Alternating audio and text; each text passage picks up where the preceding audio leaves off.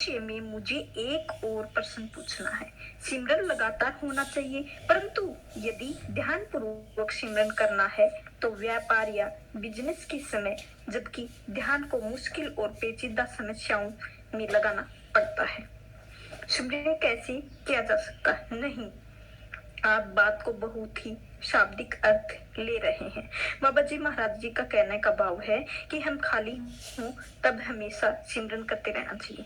जब हम नाम सिमरन कर सकते हैं और करना भी चाहिए। संपन्न में भी हम मालिक को न भुलाने का अर्थ है किसी भी परिस्थिति में मालिक को नहीं भूलना चाहिए। संत मंत की शिक्षा को नहीं भूलना चाहिए। भजन सिमरन को नहीं भूलना चाहिए। दुनियावी कारोबार में किसी भी अवस्था में या कैसे भी काम करते हुए संत मत के सिद्धांतों को नहीं भूलना चाहिए। मैं बाबा जी महाराज के पत्रों में पढ़ रही थी कि बाबा जी जयमल सिंह जी ने बड़े महाराज जी से कहा, जब तुम अपने ऑफिस का काम कर रहे हो तब तुम्हारे भजन सिमरन के लिए मैं जिम्मेदार हूँ। क्या आप इसका अर्थ समझ सकते हैं? वे पत्र सतगुरु ने दूसरे होने वाले सतगुरु को लिखे हैं, इसीलिए आप और मैं उनका सब पर लागू होने वाला अर्थ नहीं निकाल सकते हैं। उसके कहने का मतलब है कि आप यह सोचे कि जो भी काम आप कर रहे हैं वह आपके सतगुरु का ही काम है। आपसे का सतगुरु उसमें सबसे ज्यादा मौजूद है।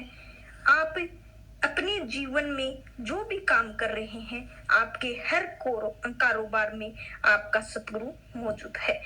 पूरे दिन आप जो भी काम करते हैं उसमें सतगुरु आपके साथ हैं। यह भावना पक्की हो जाए तो फिर भी जो भी आप काम करेंगे यही आपके लिए भजन सिमरन का दर्जा रखेंगे। आपका भाव है कि अपने जीवन का कोई भी कार्य करते हुए अपने सतगुरु को मत भूलिए। क्या इसका मतलब है कि ये वचन बड़े महाराज जी के लिए ही थे? इसका मतलब है कि अपने सतगुरु को, संतों के मार्ग को और संत मंत की रहने को अपनी जिंदगी में किसी भी काम को एक एक्शन के लिए मत बिसारो। जब तक जो भी कार्य आप करेंगे वह भजन सिमरन की श्रेणी में होगा। मैं देखती हूँ मेरा दैनिक जीवन भजन के कारण बहुत कठिन हो गया है, क्योंकि जब मेरा ध्यान एकाग्र हो जाता है तो मेरे मन या आत्मा या जो कुछ भी वह है रोज के कामकाज के चक्कर में वापस आना पसंद नहीं करता है। हमें दोनों ही काम करने हैं। हमें संसार में भी रहना है पर साथ ही भजन भी करना है। हमें दोनों में संतुलन बनाए रखना है, तालमेल रखना है, क्योंकि कुछ कर्मों का बोझ ऐसा होता है जो जीवन की परिस्थिति का सामना करने के लिए ही उतर सकता है। केवल भजन सिमरन से नहीं, जब हम भजन करने में बहुत ही ज्यादा लीन हो जाते हैं तो कभी कभी सतगुरु अपनी दया मेहर वापस ले लेता है ताकि हम संसार में काम कर सकें, अपनी दुनियावी कामकाज न छोड़ें। यहाँ तक कि कभी कभी दुनिया का सामना करने के लिए हमें दुनिया में धकेल दिया जाता है। यह एक बड़ी अजीब बात है। मैं कुछ अपने निजी अनुभव से आपको बता सकती हूँ।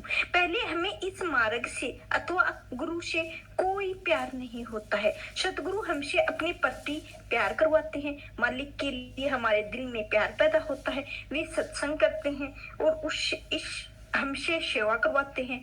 यह सब वे हमारे अंदर परमात्मा के प्रति प्रेम और भक्ति जागृत करने के लिए करते हैं। और जब हमारे अंदर प्यार पैदा हो जाता है, जब हम उस प्रेम के जाल में फंस जाते हैं, तब वे अपने आप को छिपा लेते हैं। तब एक तरह से लुका छिपी का खेल शुरू हो जाता है। सतगुरु का यह नहीं चाहते हैं कि उनके प्यार में इतने खो जाओ कि अपने सांसारिक कर्तव्यों कामकाज को छोड़ बैठो। बचपन में ही मैंने डेरे में रहकर देखा है, सीखा है। जब मैं 5 या 6 वर्ष का था तो हजूर जी महाराज मुझे यहाँ ले जाया करते। बचपन में ही बच्चे अपने साथियों और खेल कूद के शौकीन होते हैं। हम नदी के किनारे यहाँ वहां खेलते दौड़ते रहते थे। हजूर महाराज जी के द्वारा किसी भी सेवादार को भेजकर हमें ढूंढकर जहां भी हम हों सत्संग सुनने के लिए बुलाया जाता था। हमें आगे बिठाते थे और अगर हम शोर करते तो हमें पीछे बिठा दिया जाता था। हम सत्संग से उठकर नहीं जा सकते थे क्योंकि सत्संग में बैठना पड़ता था। जब धीरे धीरे सत्संग की बातें समझ आने लगी तो अनुभव हुआ कि हमें क्या करना चाहिए, क्या मिला है। डेरे में भेज दिया गया। हजूर महाराज जी का हुक्म देते हैं, जाओ और वहां जाकर वकालत करो, घर के काम करो और 6 महीने तक ब्यास मत आओ। हर महीने भी यहाँ मत आना। एक अजीब सा खेल है, आंखों मिचोली का। जब हम बच्चे थे तब हमें ठीक था, हम दोस्त के साथ खेलते रहते। हमने कभी भी इस मार्ग सतगुरु परमात्मा की भक्ति के आदि के बारे में नहीं सोचा था। हजूर महाराज जी ने पहले यह सब हमारे अंदर पैदा किया। जब भी इसमें सफल हो गए तो हमें दुनिया का सामना करने के लिए भेज दिया। ऐसा ही होता है, इसमें कोई नई बात नहीं है। गुरु चाहता है कि हम अपने सांसारिक कर्तव्यों और परमार्थ के ताल में मेल रखें। महाराज जी जब कोई यह समझ जाए कि असहाय है, वह कुछ नहीं कर सकता है, तब उसे क्या करना चाहिए? जब उसे भजन में बैठ जाना चाहिए। जब कोई अपने आप को बिल्कुल असहाय समझे तब उसे सचमुच ही असहाय होकर अपनी बुद्धि और तर्क को छोड़कर अपने आप को भजन सिमरन के सुपुर्द कर देना चाहिए। यदि यही एक कदम है और उसे उठाना चाहिए। नाम रसायन घट में जरना। कहा जाता है कि सत्संग भजन की सफलता और उपज की रक्षा के लिए बाढ़ है। कृपया इस बात को समझाने का कष्ट करें। इसका मतलब यह है कि भजन के द्वारा हम अंदर के मंडलों में एक खजाना जमा कर रहे हैं। भजन सिमरन हम अपने अंदर कई प्रकार की रूहानी शक्तियां प्राप्त कर सकते हैं। भजन के फल स्वरूप हम कई प्रकार की सिद्धियां करामातें करने की शक्ति प्राप्त कर सकते हैं। लेकिन अगर हम उन शक्तियों को, इन सब चीजों को खो दें तो कंगाल ही रह जाते हैं। अगर दिन भर में आप 10 रुपए कमाए हैं, शाम को वह खर्च कर दे तो यहाँ तक कि दिन शुरू किया था वही खत्म हो गया है। सत्संग भजन की उस दौलत की रक्षा करने के लिए आपकी मदद करेगा। सत्संग आपको रहने में सहायता देगा ताकि आप उस प्रभु के लिए प्रतिद्वंदी न बन जाएं और लोगों से यह नहीं कहने लगे कि परमात्मा ने तुमको पुत्र नहीं दिया, पर मैंने तुम्हें पुत्र दिया है। परमात्मा ने तुम्हें जिंदगी में इस नियामत के महरूम या वंचित रखा है, पर मैं तुम्हें यह नियामत देते हूँ। इस प्रकार हम चमत्कार करके उस परमात्मा के प्रतिद्वंदी बनने की कोशिश कर रहे हैं। लेकिन सत्संग आपको परमात्मा की इच्छा में रहने में मदद देगा। यही सच्ची नम्रता है, आजीज है और परमात्मा जो दया मेहर अंतर में आप पर करेगा, सत्संगी उसकी रक्षा करेगा। जितना आप भजन सिमरन में प्राप्त दौलत को अपने अंदर हजम करेंगे, उतनी ही परमात्मा आप पर दया मेहर जरूर करेंगे। आप जब लड़का जवान हो जाता है, कारोबार शुरू करता है, तो पिता उसे कारोबार में लगाने के लिए थोड़ी रकम देता है। अगर लड़का हिसाब किताब ठीक रखता है तो पैसा बर्बाद नहीं करता है, अपनी दुकान कामकाज के लिए पूरा समय देता है, तो पिता प्रसन्न होकर उसे और रुपए देता है। अंत में जब पिता देखता है कि पुत्र कारोबार को अच्छी तरह से संभाल रहा है तो उसके पास जो कुछ भी है वह सब कुछ पुत्र को दे देता है।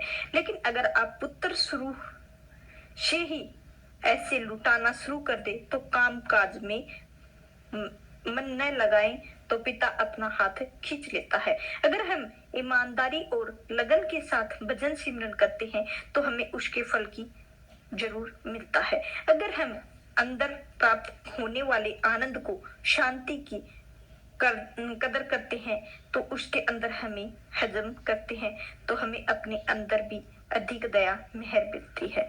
लेकिन अगर हम उसे बर्बाद करते हैं, लुटा देते हैं, तो परमात्मा भी अपनी दया मेहर का हाथ खींच लेता है। गुरु नानक साहेब कहते हैं, पारखिया वत्थु शामिली लई, कि एक पारखी के सम्मान उस अनमोल वस्तु को संभाल कर रखना चाहिए जिनको उस परमात्मा ने